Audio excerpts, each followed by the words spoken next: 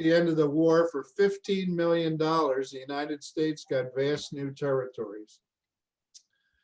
We picked up California, Utah, Nevada, and parts of Colorado, New Mexico, and Arizona. And this essentially completed the US from coast to coast.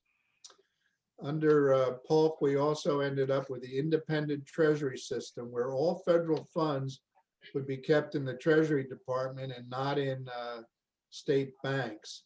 And that system lasted until 1913 with the Federal Reserve Act. He also got the Walker Tariff Bill passed, and that lowered US tariffs with Great Britain and other countries. And it was controversial. In fact, it was passed in the Senate by the vice president with a tiebreaker. And trade with Great Britain boomed as tariffs on both sides were lowered. American goods flowed out and international goods flowed in, and it was a lot cheaper. And on his last day in office, he created the first new cabinet department since the Revolution, the Department of the Interior. And as you know, in 1849, gold was discovered in California. And Polk celebrated this as a validation of his expansion policy. He was succeeded by Zachary Taylor, General Zachary Taylor.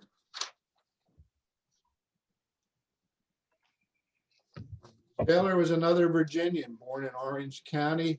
He was kin to both the Lee family and I think Dave Goodell might appreciate that. He was a descendant of William Brewster of the Mayflower. He died in 1850 after about a year in office in Washington of stomach disease. And there's always been a rumor that he was assassinated. And not too many years ago, they got permission from the Taylor family to exhume his body. And they did forensic analysis looking for specifically for arsenic. And they could find no trace of that. So we believe now he died of some sort of a stomach disease, maybe cholera, maybe typhoid, but he was not assassinated by poison. He was married to Margaret Smith, and he had 6 children. One of his children married Jefferson Davis, and another one was a Confederate general during the Civil War. He grew up in Kentucky, and he had a hit and miss education. He joined the Army in 1805, and he commanded Fort Knox. He kept getting continual promotions throughout the Black Hawk War, the War of 1812, and the Second Seminole War, where he became known as Old Rough and Ready, another campaign slogan. During the Mexican-American War, as I said, he was a major general, and he won victories in northern Mexico, places like Monterrey, and he was hailed as a hero in New Orleans, and he became, through publicity efforts, more of a hero than Winfield Scott, who actually won the war. Much like Eisenhower, after the war, he was courted by both the Whigs and the Democrats to run for president. And Taylor deliberately kept his views ambiguous, though he opposed the extension of slavery. In 1848, he beat out Clay and Winfield Scott for the Whig nomination, and then won the presidency over Senator Cass when Van Buren entered the election as a third-party candidate and took 10% of the Democratic vote. So while he was a president for only a year, he was the last Whig that was elected president. He was the last president to own slaves while in office. We had 2 presidents after that who owned slaves not in office. One was, of course, Andrew Johnson, and the other was U.S. Grant, who bought a slave just for the purpose of freeing that slave.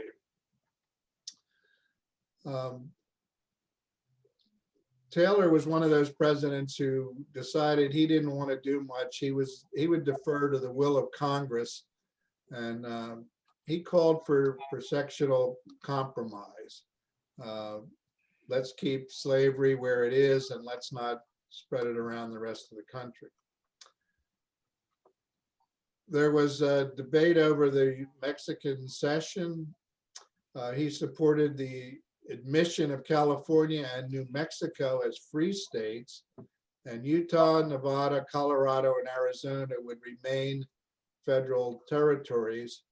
And that outraged the pro-slavery elements in the United States. In 1850, he negotiated the Clayton-Bulwer Treaty, where US and Britain agreed that neither nation will control any canal built across Nicaragua. And that began a long friendship with Britain that has lasted until this day, except for the little difficulties during the Civil War. He died in office while Clay and Webster were trying to have the Compromise of 1850 adopted. And that would have included a Fugitive Slave Act, admitted California and New Mexico as free states. So Taylor dies in office, and he's succeeded by his vice president, Millard Fillmore. Millard is a New Yorker. He was actually born in a log cabin, and he died 74 years later in Buffalo, New York, of a stroke. He was married and he had 2 children. His early life, he was apprenticed as a cloth maker, and he hated it. And then he taught in some rural schools, and he studied law, and he finally passed the New York bar in 1823, becoming a small town lawyer. He joined the anti-Masons party, and he supported John Quincy Adams for president over Andrew Jackson. He served in the New York Assembly, and one of his successful bills, which spread all over the United States, was he did away with debtor's prison. Up until then, if you couldn't pay your bills, you went to jail rather than declare bankruptcy or come up with some sort of a payment plan. He was elected to Congress in 1832, and he helped to found the Whig Party. He was re-elected to Congress. He was chairman of Ways and Means, and he was highly respected for his performance in office. He retired to Buffalo in 1843, and he sought the Whig vice presidential nomination in 1844, and he also sought nomination for governor of New York in 1846, and he didn't get any of them. He received the Whig nomination for vice president in 1848, and he balanced out the ticket with Zachary Taylor. It was Taylor was a hero and of the Mexican War, and Fillmore had opposed that war. So it was a ticket of convenience, and thankfully for Taylor and Fillmore, it did narrowly carry Fillmore's New York, and that was enough for Taylor to win the election. Here's one of those little tidbits. During an 1856 trip to Britain, Queen Victoria said, quote, "He was the handsomest man she'd ever seen." Now, I always thought that was her husband, Prince Albert, but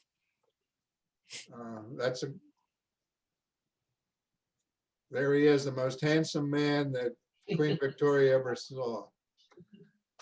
So in his 3 years as president, what did he accomplish? Well, they got through the Compromise of 1850. He urged the Northerners to back it rather than increasing sectionalist pressure. California got admitted as a state, and the question of slavery in Utah and New Mexico was tabled for later. He signed the Fugitive Slave Act, after being assured that it was constitutional. This further inflamed the northern branch of the Whig Party. He opened trade with Japan, sending Commodore Perry to Japan in 1853. He backed down French Emperor Napoleon III, who he tried to annex Hawaii. He avoided war with Spain over Cuba. Many Southerners were trying to support a guy named Lopez, who was going into Cuba and causing rebellions. And the Southerners thought that if we could help Lopez take over Cuba, Cuba would become a new slave state in the United States.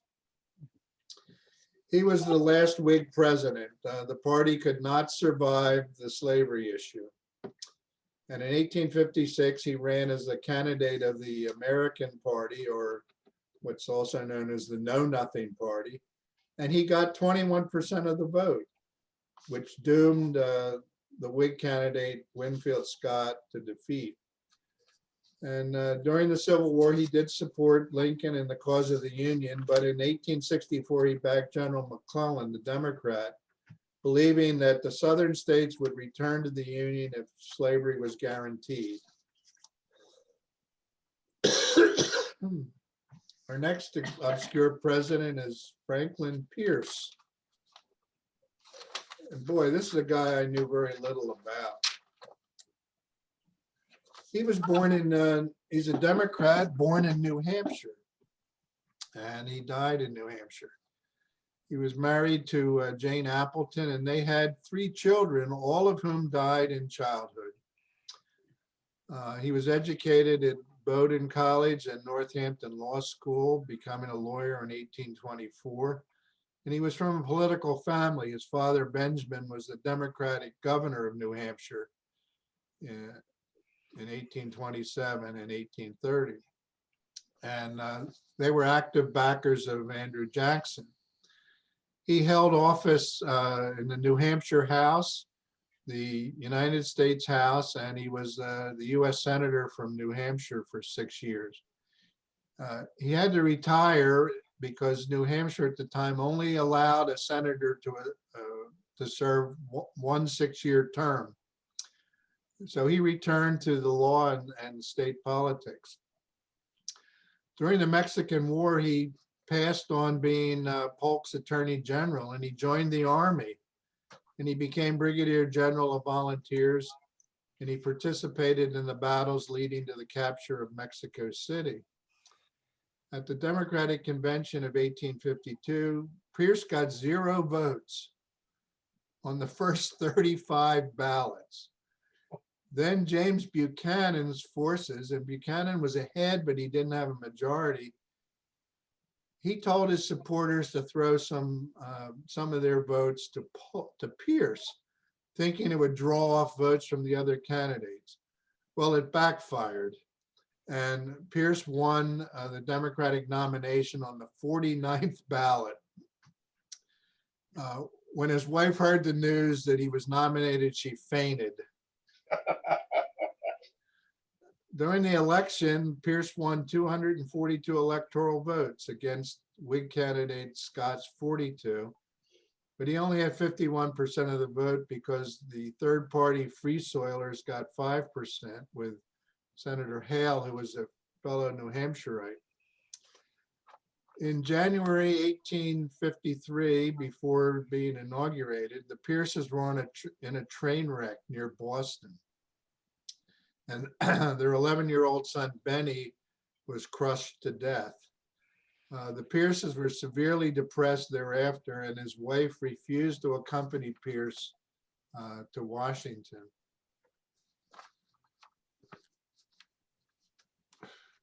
Okay, in office, he had no vice president after 1 month. Vice President William King died in April of 1853. And at the time, there was no provision for replacing a vice president. And as you may recall, that did not happen until 1965, when the 25th Amendment was passed, describing how vacancies could be fulfilled or filled. Office seekers and appointments flooded in like they always did in those days. And the northern papers accused Pierce of appointing pro-secession slavers, and the southern papers accused Pierce of appointing radical abolitionists. So no president can please everybody, and maybe sometimes not anybody. During his term in office, there were internal improvements. He had Jefferson Davis survey transcontinental railroad routes. He began the Washington Monument, and he began the expansion of the Capitol. And until then, Democrats were the conservative tightwad party. They had always opposed federal funding of internal improvements. He negotiated the Gadsden Purchase, where President Santa Anna of Mexico needed money. So for $10 million, the United States got what became southern Arizona and New Mexico. Also during his term, we had the Kansas-Nebraska Act, which divided Nebraska territory into two states. Nebraska, a free state, and Kansas, which could decide whether they wanted to be slave or free. Pro-slavery people from Missouri flooded in and voted to make Kansas a slave state. And the free state element set up a shadow government in Topeka, Kansas. Pierce actually sent in federal troops to quell the Topeka Rebellion. Bleeding Kansas was the result, as outrages were committed by bandits from both camps. He was the only president in history actively campaigning for renomination to be rejected by his own party. Buchanan engineered a deal with Senator Stephen Douglas so that Buchanan became the nominee. The Democrat Party fractured in 1960 or 1860. Pierce supported Breckinridge as the best hope to avoid secession. He supported the Union, but he vilified Lincoln in an 1863 speech. Mobs surrounded his house when Lincoln was assassinated, and he also supported leniency for Jeff Davis. And I didn't mention that when he died, the cause of death was cirrhosis of the liver. And one of his opponents used a slogan, he was the hero of many a well-fought battle. He was known as a heavy drinker, and I guess the cirrhosis of the liver. So in 1856, after making the deal with Stephen Douglas, James Buchanan became president of the United States. James was born in Franklin County, Pennsylvania, in a log cabin. He died in 1868 in Lancaster of respiratory failure. He was our only bachelor president. The story there is he was engaged to a woman named Ann Coleman, who was the daughter of the owner of the Cornwall Furnace. And this was in 1819, but she suspected, he went on a trip with her brother to Philadelphia, and somehow on the way back, they stopped off to see one of her brother's friends, and she was a comely young lady. And anyway, Anne decided that James was being unfaithful to her. She ended the engagement and probably committed suicide. Her father was so distraught that he refused Buchanan's request to even attend the funeral. And Buchanan kept Anne's portrait displayed in his study until the end of his life, but he never married.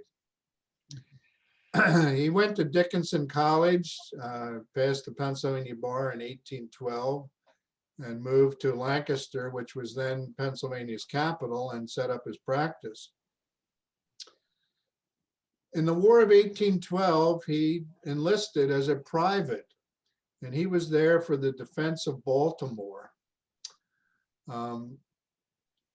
He was the only president with military service who was not an officer. 4 of our last 5 have not even served in the military. Consummate politician. He was a member of the Pennsylvania House. He was in the U.S. House for 10 years. There he switched parties from Federalist to Democratic. In those days, Pennsylvania was a Democratic state. And he was a U.S. Senator from 1831 to 1845. He was also a diplomat. He was minister to Russia. He was Secretary of State under Polk and Taylor, and he was minister to the United Kingdom. His home in Wheatfield, he bought in 1848. Very nice place to visit. I urge you to go there when you're able. He was president of Franklin and Marshall College Board of Trustees from 1848 until 1866. In 1856, he was nominated after 17 ballots, and he won with only 45% of the vote in a 3-way race with Republican John Fremont and Millard Fillmore of the American Party. He's the only president in history to be associated with Pennsylvania politics. Now, I know our current president was born in Pennsylvania, but he's more associated with being senator from Delaware, or as some people would say, senator from MBNA.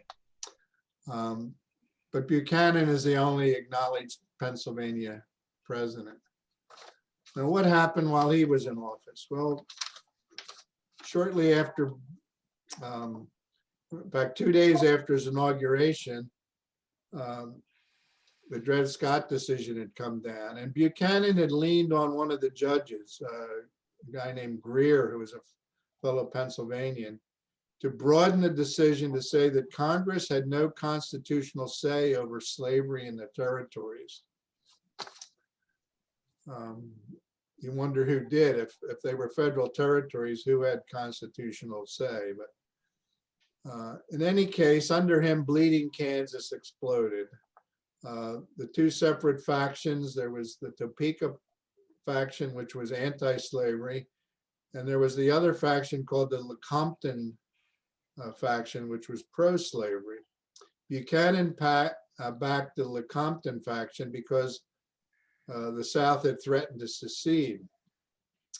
The Senate refused to go along, and a coalition of Northern Democrats, Republicans, and know-nothings admitted Kansas as a free state. And they got in only because so many Democratic senators from the South had already started resigning that Kansas got admitted as a free state, and the capital is Topeka.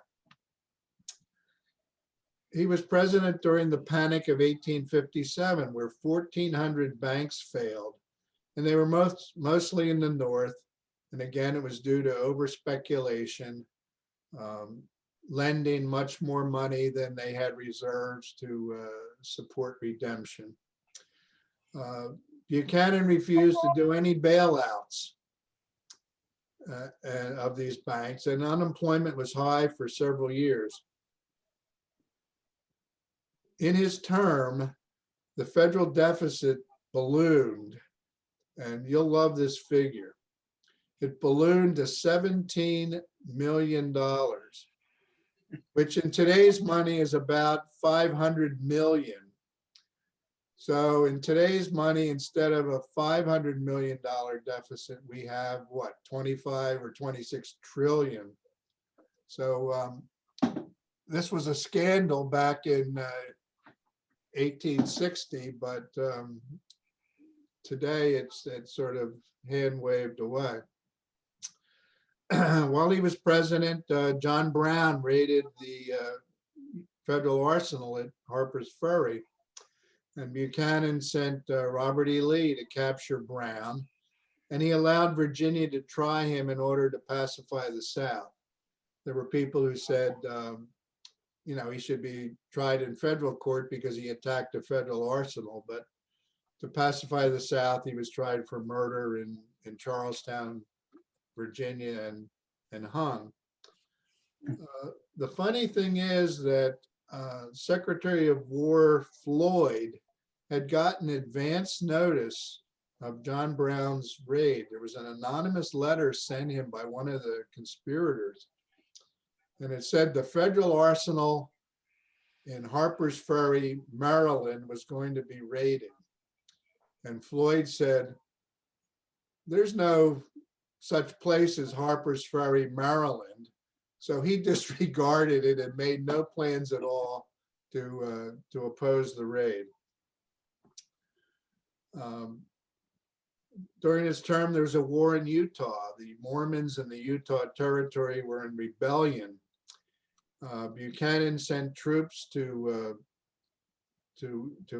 Utah, but he extended an olive branch to Brigham Young, and Young, I guess, counted the number of rifles on each side, and he decided discretion was a better part of valor, and he stepped down as the governor, and the crisis was resolved. While Buchanan was still president in January of 1861, 6 states had seceded from the Union upon the election of Abraham Lincoln. And actually, the first shots of the Civil War were fired under Buchanan's term, because he sent a ship called the Star of the West. It was a chartered commercial vessel. He sent the Star of the West to reprovision Fort Sumter in Charleston Harbor. And South Carolina had seceded, and their cannons on Morris Island fired on the Star of the West, and it turned around and did not provision Fort Sumter. That would have, that was actually the first shots of the Civil War. The question has always been, what could Buchanan have done to avert the Civil War? And, you look back at, I guess he's generally regarded by many as the worst president ever, but as we've seen ever since the revolution, the slavery issue was poisoning politics in the United States and causing sectionalism. And frankly, I don't see what Buchanan could have done to avert the Civil War. They kept kicking the can down the road. It seems to have been inevitable. No matter what Buchanan had done, would try to do, there would have been a Civil War. He was succeeded. He went back to Lancaster, Pennsylvania. He supported the Union, and he urged that the war be prosecuted with vigor.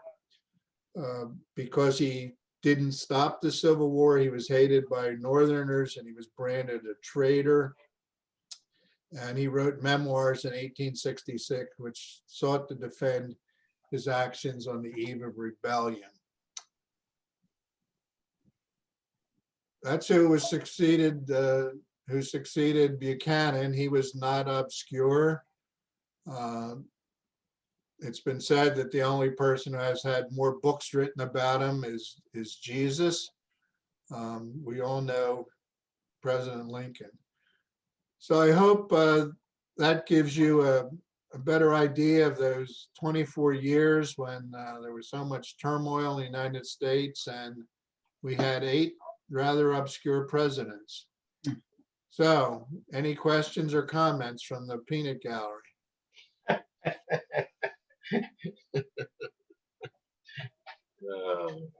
Dave Fitzconrad, thanks so much for such preparation.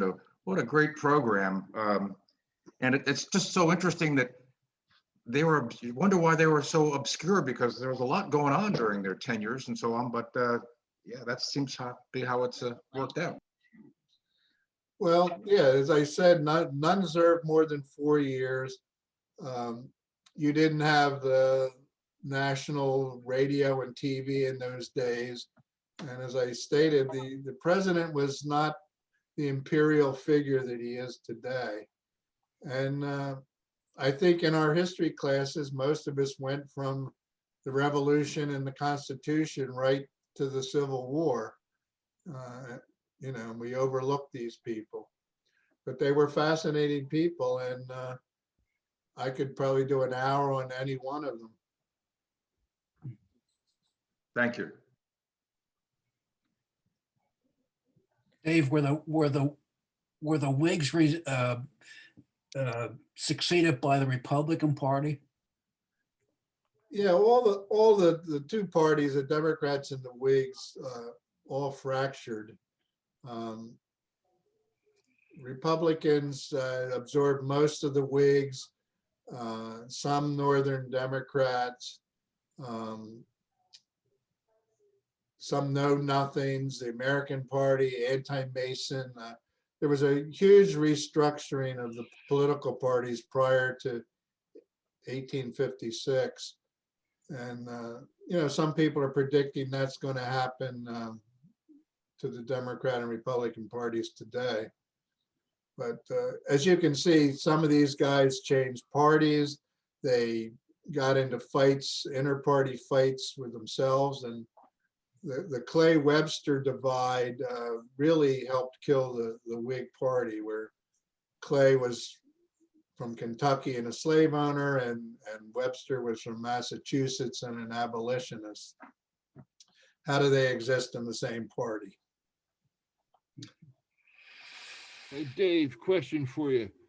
Yes, ma'am. On South Broad Street in Philadelphia, there is the Union League of Philadelphia, which Yes. did sponsor I guess an army, I don't know if you would call it a regiment or what, or a league, but the Union League has been recognized as a Republican facility membership for years and years. So would it be safe to say that back in the days of the Civil War, there was a Republican Party?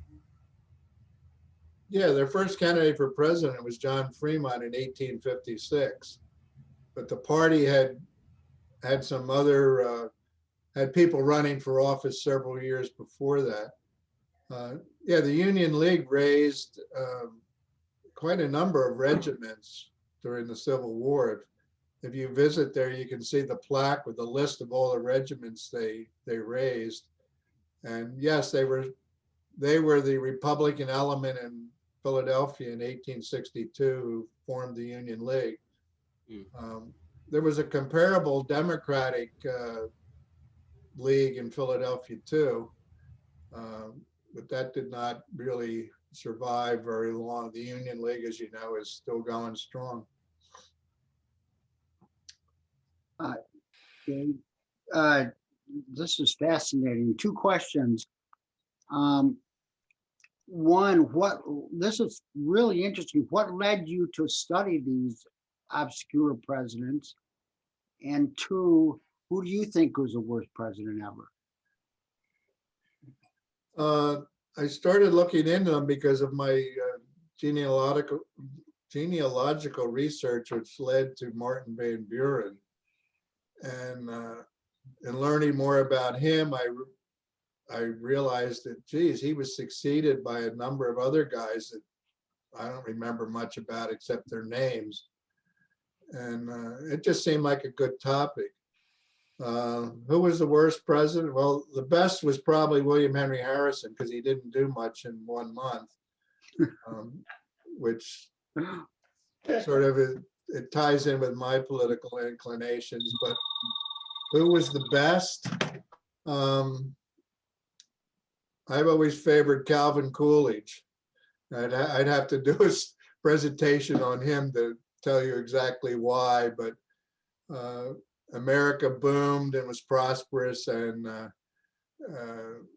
you know, women were voting by then. He got the vote for Native Americans, and you know, it was the Roaring '20s. Obviously, there were things that weren't addressed, but Coolidge, and he kept his mouth shut, silent Cal. He wasn't running all over the country with pomp and circumstance. But my opinion. Dave, in recent years, people have said that James Polk was one of our better presidents. What's your thoughts about him? Well, if I was alive at the time, I would have probably been against the war with Mexico too. I don't know. He's probably further up the list than a lot of people have put him. You know, the tariff bill to lower the tariffs was good. You know, you hear one of the causes of the Civil War was tariffs, not slavery, at least presented by the lost causers. And the fact that the tariffs had been lowered substantially under Polk gives somewhat of a lie to that you know, tariffs were going down at the time of the Civil War, and the real issue was slavery. So Polk probably deserves more credit and esteem than he's given. But you know, he's probably somewhere in the middle there. If we would have been alive then, how much was on a day-to-day basis slavery a key issue throughout this? Was it is it more so looking back a key issue, or was it a key issue for the people alive then?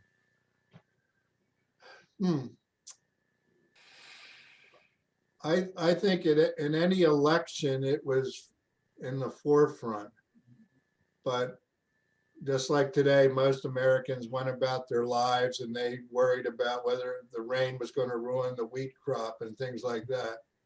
But you know, the Lincoln Douglas debates were principally about slavery, and Clay and Webster and Calhoun were famous for debates on slavery. And as you saw in each president's tenure, there was some issue, Kansas-Nebraska Act, starting with the Compromise of 1820.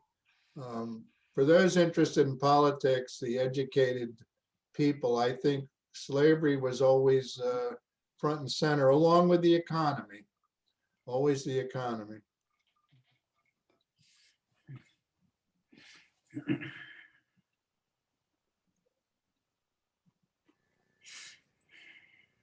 Well, any other questions, comments? John Hurt, do you have any comments? You may know more about this period of history than I do. No, I certainly do not. It's, as you said, when I had what little American history I had in graduate school, it was skipped over these presidents, and I've never been able to keep them straight. So you've done much better than I. No, But I'm coming back in, what is it, 2 or 3 weeks, and I'll talk about some non-obscure presidents, Woodrow Wilson, Franklin Roosevelt, Dwight Eisenhower. So we'll have a nice contrast. Good, I'll look forward to that.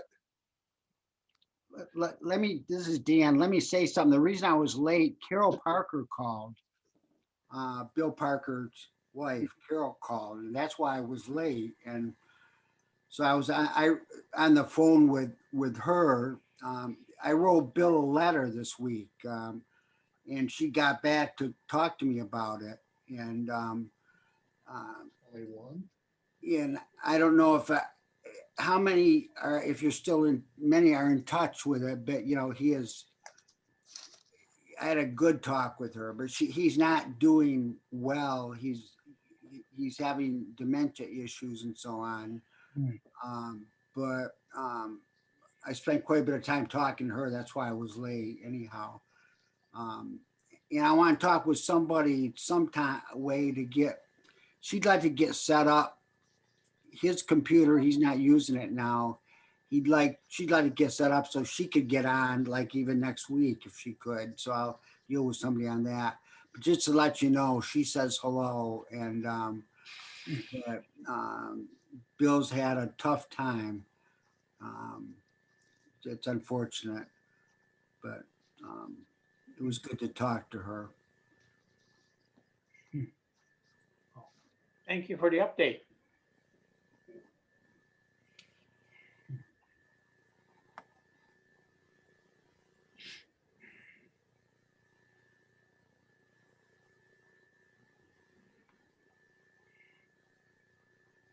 Dave, you did a great job on that presentation, Dave Walter.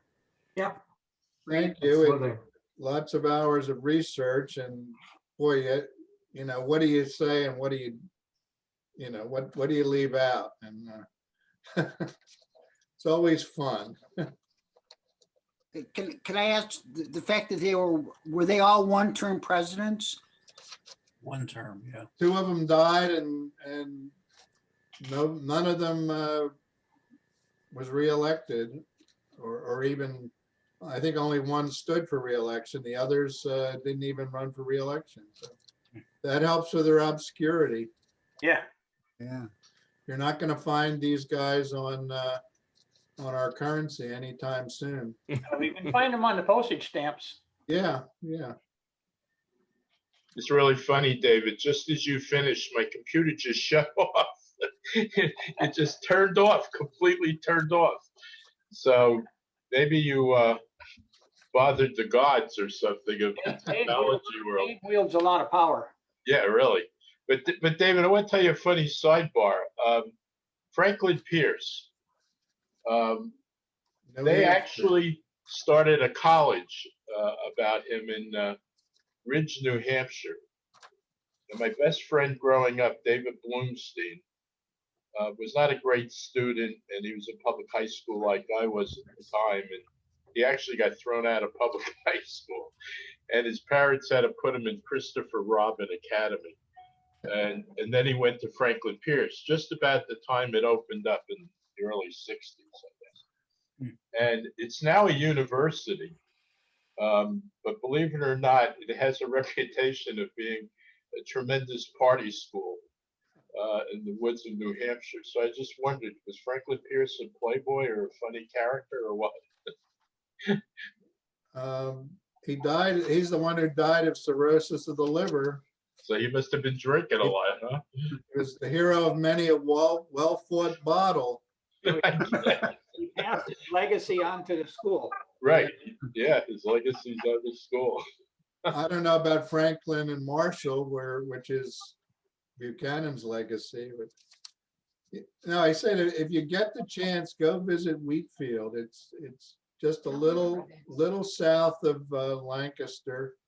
It's a very nice little tour, and in fact, I think all these guys, their birthplaces and their homesteads are available. I know I've seen Franklin Pierce's on the New Hampshire map, but I've never visited. I've been to Buchanan's home. Yeah. When we were there a couple of years ago, they had just taken down Ann Coleman's portrait because so many people were bringing up the story of her suicide. They thought it detracted from the educational mission or something. So they had taken her portrait down. I don't know if you answered me. Who do you think was a worst president ever? The worst ever? I don't know. I don't want to get into some of that. Any number of them who. It's very. If I had to vote, I'd probably say Woodrow Wilson. He was a consummate racist. He set back integration in the federal government in America by many years. He involved us in World War I that may have not have been necessary, but I think John Hurt's going to cover a lot of that. And some people have made the case that Adolf Hitler that Woodrow Wilson is responsible for the rise of Adolf Hitler. So No, Historians can argue forever, and that's why I'm looking That's forward enough. to hearing John Hurt's opinion on that. oh boy, that would be preposterous to blame Hitler on Woodrow Wilson. I've never seen that argued. I've read several Hitler biographies. Yeah, that would be the, Well, the Treaty of Silliest. Versailles certainly didn't help, and well, we'll talk about that, but Hitler was going to be Hitler no matter what. well, the argument, I think, John, is that without the US intervention, there would have been an armistice that would not have led to a Germany that was as susceptible to not National Socialism in the 20s. But anyway, another topic. Well, I might add a little bit about the obscurity of the presidents. Our family farm was homesteaded in Iowa, and I own the signature of either Millard Fillmore or Franklin Pierce, and because they're so obscure, I don't remember which one it is. Probably No, worth they about, didn't make a big impression, obviously. might be worth $50. That's cute.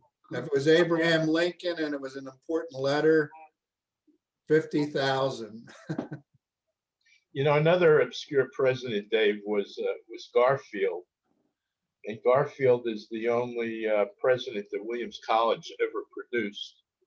And he was assassinated, I think, 2 months into office. And there's even an argument of disagreement whether he was assassinated in Union Station in Washington or Albany, New York, on his way to a Williams reunion.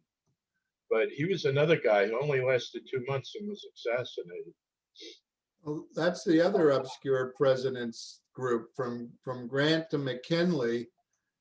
Try to keep straight: Garfield, Cleveland, Harrison, Right. Hayes, you Right. know. Maybe that'd be a topic Garfield for was next time. president for 6 months. Huh?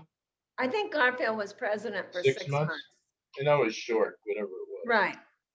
Well, that tends to make someone obscure if they're, it's one thing to be a bad president, but if you're killed after 2 months or 6 months, you know, that's tough. Yeah, It that was ended in the quick. last week or two, one of the responses on Jeopardy. Oh, was it really? The Garfield, yes. Williams keeps wanting to get another president, but they only make it usually to the Senate. They stop. Got to go to Harvard or Yale. Yeah.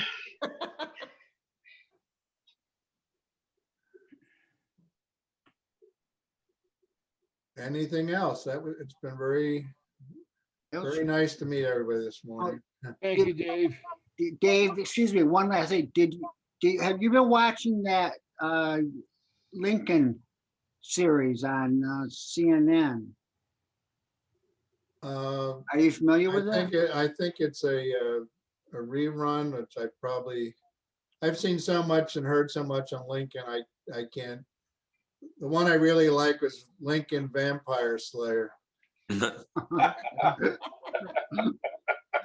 Pretty obscure. Good job. Yeah, great. All right. Well, it's what, after 11, Nick? Yeah. What do we have next week? Dan Wilcox, tune in. Dan, is it you, Dan? Is that real Dan Wilcox? That's it. I'm gonna come out of my shell. Uh-oh. In trouble now. Yeah, well, Dan always gives really good talks, so I encourage everybody to be on. I also heard you've been working hard on this talk. That was the behind the scenes scuttlebutt, so I'm sure it'll be great. We'll all be looking forward to it. It's my gift of verbosity. I have a lot to say. Great, Dan. All right, well, everybody have a great week, and we'll see Dan next week, so take care.